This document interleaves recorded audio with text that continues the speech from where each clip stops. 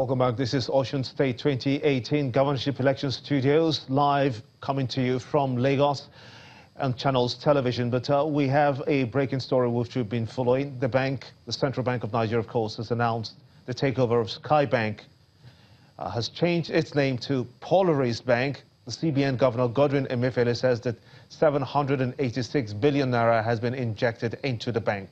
The Assets Management Corporation of Nigeria, AMCON, has asked to comment sale process of the bank from Monday. And that story will keep you abreast on as quickly as we get more information on it. But that's what we have. The Central Bank of Nigeria has indeed taken over Sky Bank and has changed its name to Polaris Bank. Let's get back to the conversation now. Mr. Okon, you were at that point where you were explaining to us what this means to people of your category, how this new innovation by INEC will work. Yeah, I said that it's a very good innovation and a welcome idea too from our group, because it means that we can actually vote independently. Although I've not seen sample of the real ballot paper or voting card, I believe from what I discussed with our chapter chairman in Osun State, I think they had a training for the blind people there 2 days ago, and they've shown them how it works. My worry, which I think is a very good worry, is how we are going to be able to fix so many political parties, Nigeria being an exceptional case. I think I'm told we have 91 political parties. Yeah. Precisely. So how, knowing that Braille actually is consume space more than print. So how we are going to have them? If imagine that you have 60-something people coming out to contest for president. I'm talking of next year now, looking beyond Osun, how that will fit. But however, I think it's something we are going to work with INEC. We're going to work with them and see how it works out. Other countries around us, Ghana, for instance, have been using it for years. And if they've been using it and they're able to vote independently, I think we can do it well as well here. Mr. Mohammed, are there any immediate challenge you see for anyone who is visually impaired going to Osun, in Osun right now to vote tomorrow, having to go through the Braille system? Yeah, if you are not Braille literate, it's going to constitute a big problem for you. It's not every blind person that can read Braille or write in Braille, so that's going to be a big challenge. Now, as Mr. Okon said, I have not also seen the material used, so I don't know how good the material is, how sharp the Braille is on there. So if that is not so well written, it could also pose a problem for even a very good Braille reader. So those are the challenges. But then, looking beyond those challenges, I still think overall it's still a very good idea that you have that, so that I can go into the polling units independently and cast my vote without having to consult even the closest person to me, which should be my wife. Of course, you can belong to different parties or you have different candidates, but because your friend has to go in with you, then it might give the opportunity of knowing who you have voted for, and could cause a rift or something. So, but apart from a few of those challenges, as Mr. Okon said, we will be willing to work with the NGO that has worked with INEC to bring this about, and with INEC, so that we can improve on this, and of course, to get involved in training our people.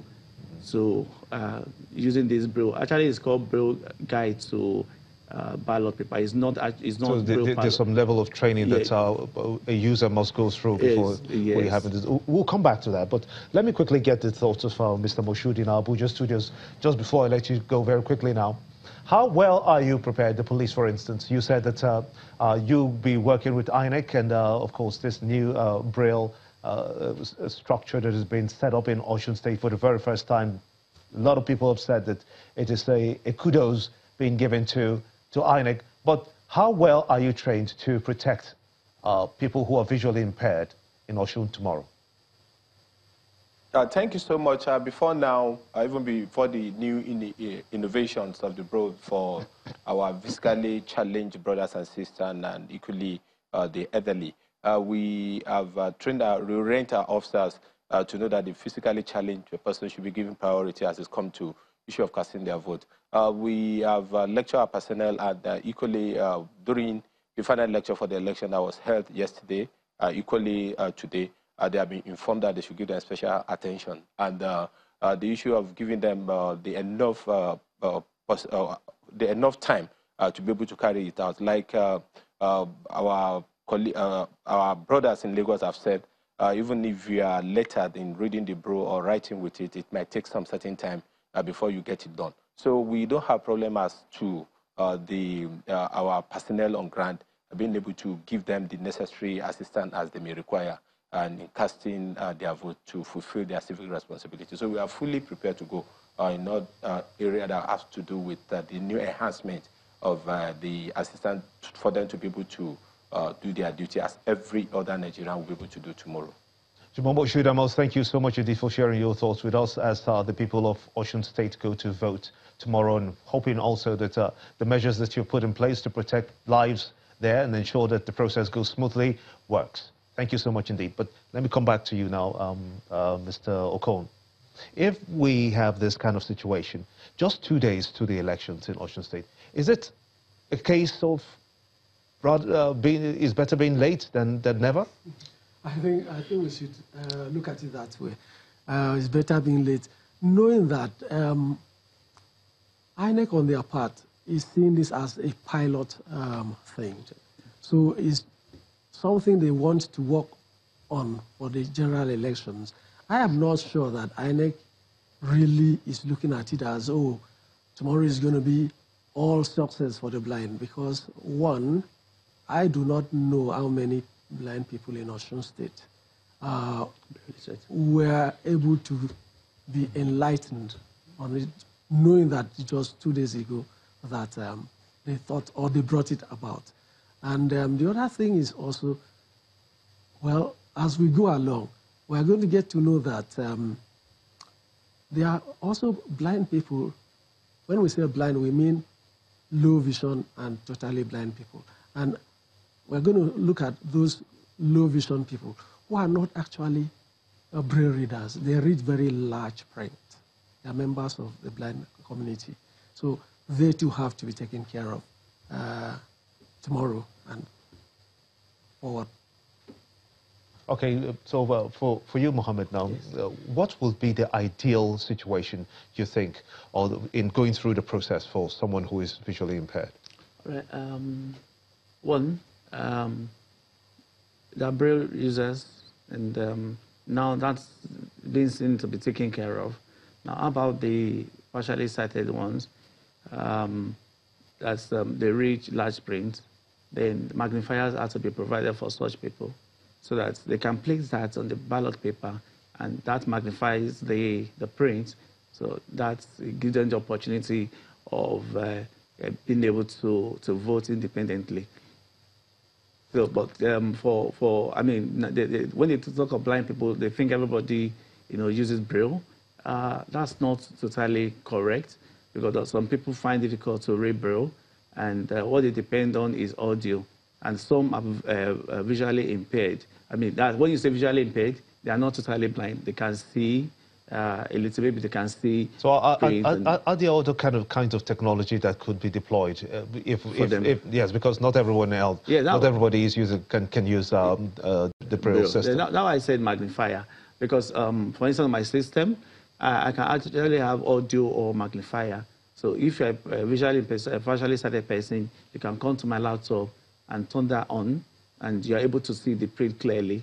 But if a blind person, the print doesn't matter to you anyway, so you have to listen to what the system is saying, or you have the refreshable braille that you can use your finger to read. But I mean, we can't condemn what INEC has done now. I mean, we are praising them and hoping that they are going to think of people that have actually started, because a lot of these are not known to them. But when they work with the Nigeria Association of the Blind, we can bring all this out, and we can take it further from there. I see Mr. Osun is itching to say something, yes, because I know this is huge. This is huge for you. Yeah, as I said earlier, INEC is bringing this up, and we must all applaud it. As time goes on, the question we are going to ask really is if actually Braille, a guide, is what we need, or tactile. But that is another debate for another day. Why I'm saying so is that to save the cost, to save crisis in some countries, you have what we have called the tactile, where you just make some things, then enlighten the blind people that when you see this, it means this and that. So everybody's uniform there. It may not really be Braille. But Braille still remains. Please, let nobody, because some people listening to us here may say, oh, this is condemning Braille. Braille remains the best reading and writing format for the blind people.